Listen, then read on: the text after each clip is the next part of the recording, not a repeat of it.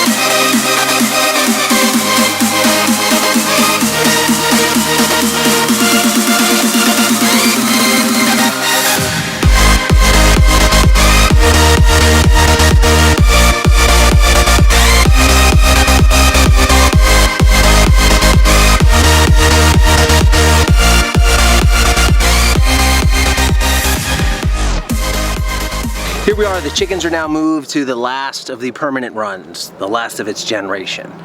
They'll be in here probably a week or two while I start changing around infrastructure. I need to build out more cars to the chicken train, and they'll be fine. Normally I would leave them in these longer beds for about 2 weeks at a time, especially in the summer when things are drier.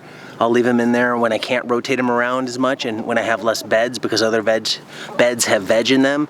So 2 weeks in here should be no problem. There's a lot of cover crop. As you can see, all this grass is long.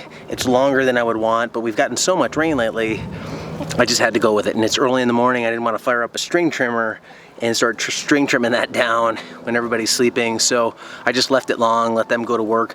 They'll be in there again a long amount of time, so they'll have a lot of time to go back over and over everything. So I think they'll pick it clean by the end of it. As you saw in that video of moving it, this permanent system, it's a little bit cumbersome. I was struggling at different parts. I didn't have enough clips to put it all on. The fencing's not perfectly parallel and level, which makes it hard. This gateway here, this entry to the run, is really cumbersome. A lot of people have commented on that in the videos.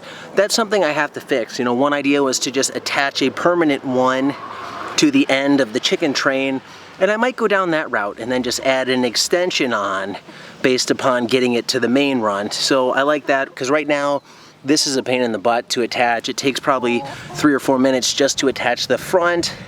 Not terrible, but not something that's enjoyable every time.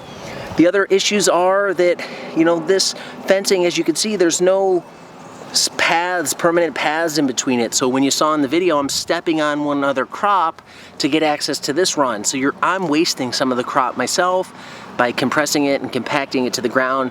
Not something I want to do. So by putting permanent paths in here, it'll make accessing these easier. Whether these were permanent or these were the train, I don't really think it matters. But it would have helped to have permanent paths in here. I just didn't think I needed it, but I really did need it. They've been on this for about 2 weeks. You can see what's left. There's not much really left. The only thing left are the tough fibrous stalks of the daikon radish that was in there. Everything else has been picked pretty clean.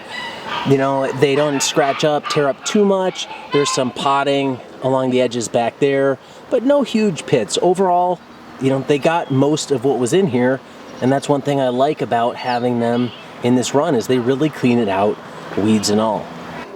As you saw in that video, it's picked pretty clean.